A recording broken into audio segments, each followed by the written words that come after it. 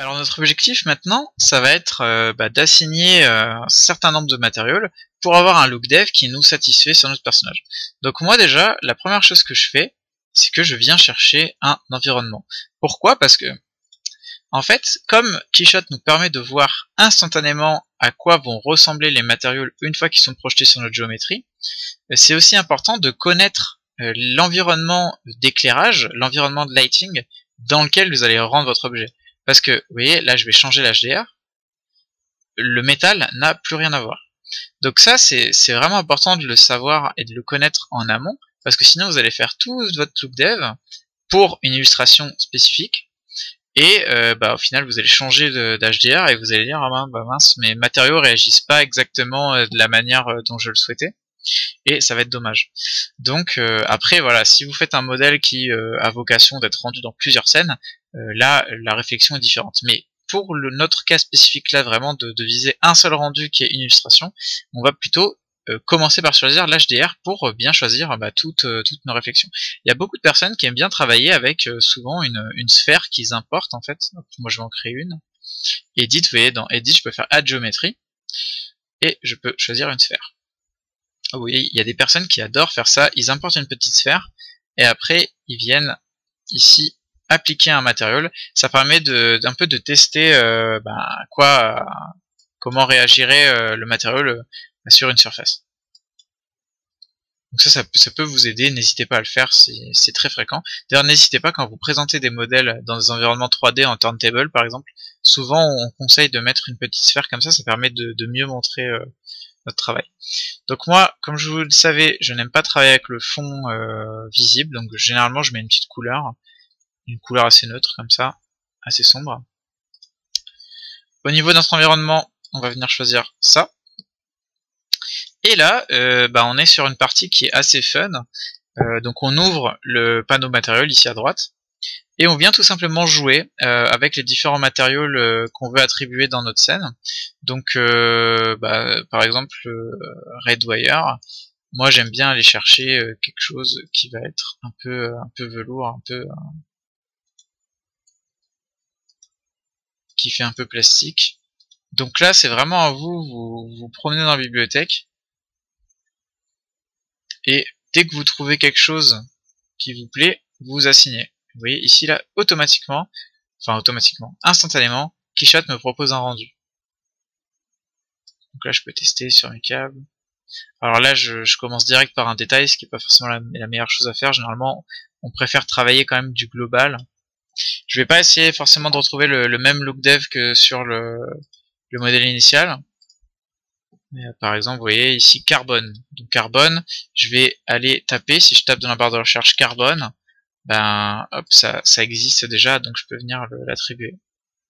J'en ai un différent ici, carbone fibre.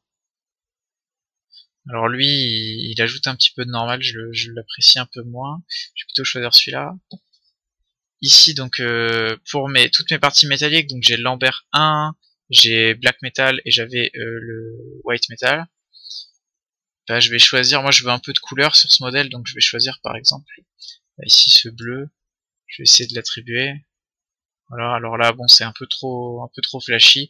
Je vais essayer d'avoir par exemple un métal qui est plutôt neutre, plutôt noir. Il y en a un que j'aime beaucoup dans la bibliothèque de Keyshot, c'est gunmetal. Là je vais l'appliquer. Il est assez sobre et il fonctionne pas mal. Alors je l'ai pas attribué au bon endroit. Hop, gunmetal. Fonctionne assez bien. Et ensuite je vais plutôt choisir une couleur secondaire pour essayer un petit peu de donner un peu plus de caractère à mon modèle. Donc là c'est vraiment vous faites du test. Donc, moi je vais choisir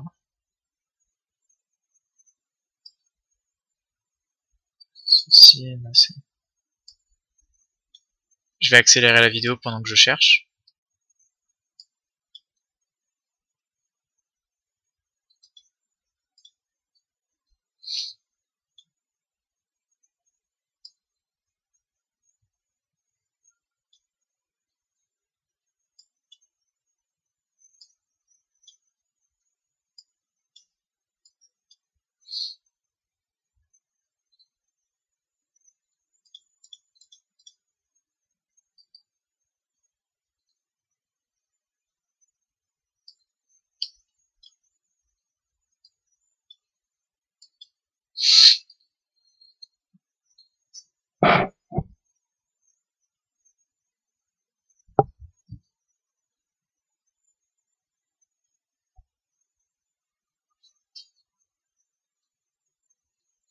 Donc là j'ai un résultat qui m'est assez satisfaisant. Alors, vous allez voir, on va pas se limiter à ça, c'est-à-dire qu'on va pas simplement... c'est pas le rendu final qu'on va voir, puisque nous sur Photoshop on va vraiment venir retravailler en fait l'image et retravailler les matériaux avec un système de passes. Ça va être une partie assez importante de notre petit tuto. Mais donc là j'estime que j'ai quand même une bonne base. Donc il me reste une seule chose à faire maintenant, c'est commencer à paramétrer un petit peu mes caméras. Donc là la sphère, je vais la supprimer. Donc pour supprimer un modèle, vous faites juste clic droit, vous pouvez aller dans Delete. Il va me demander est-ce que vous êtes sûr, je dis oui, je suis sûr. Quand vous avez fait votre look dev, n'hésitez pas à sauvegarder. Donc là je vais faire File, Save As, et dans Save As, je vais pouvoir venir sauvegarder mon modèle. Donc je vais l'appeler Concept A de Forge. Donc, dès que vous avez une caméra qui vous plaît, vous allez pouvoir l'enregistrer. Donc pour l'enregistrer, vous voyez ici, je vais pouvoir faire Add Camera. Mais avant d'ajouter une nouvelle caméra, ce que je vais faire, c'est que je vais essayer de saisir un angle un petit peu meilleur, mais par rapport à ma focale. Donc là, j'ai une focale vraiment neutre par rapport à... Alors neutre, ça veut tout rien dire, c'est juste qu'elle est par défaut, je ne l'ai pas touchée depuis que j'ai créé ma scène Quichotte. Je vais pouvoir venir ici. Vous voyez, changer la focale, ce qui va me donner un rendu plus ou moins écrasé, ou au contraire, voilà, très... avec une perspective qui est vraiment très très accentuée. Moi, ça dépend. Alors là, ça dépend vraiment du feeling que vous voulez donner à votre image. Moi, quand j'ai comme ça de l'assez belle géométrie, j'aime bien ne pas trop la déformer.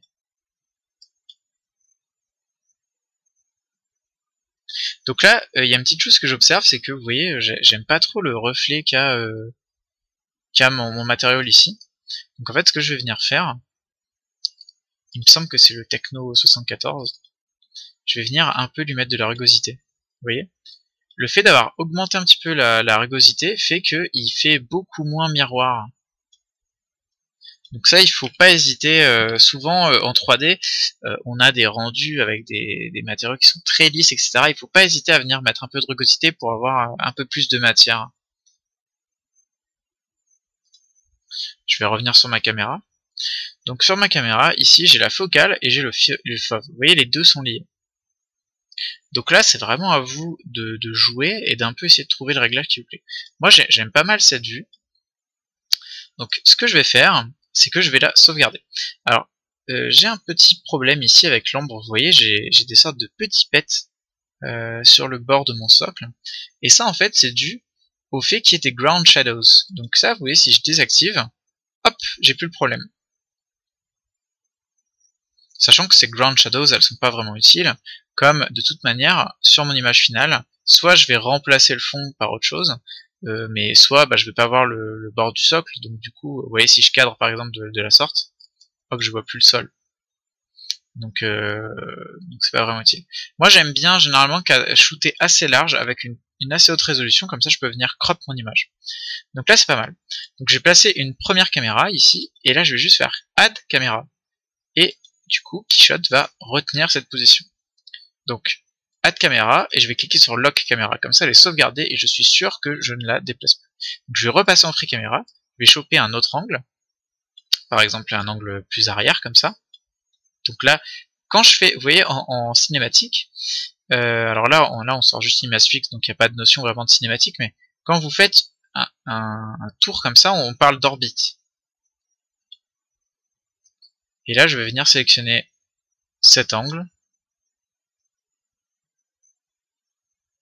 caméra, Add Caméra, et Lock Caméra. Et vous voyez maintenant, ici, je peux passer de la caméra 1 à la caméra 2. Ce qu'on va pouvoir voir par la suite, c'est comment commencer à sortir un rendu et comment préparer nos petites passes.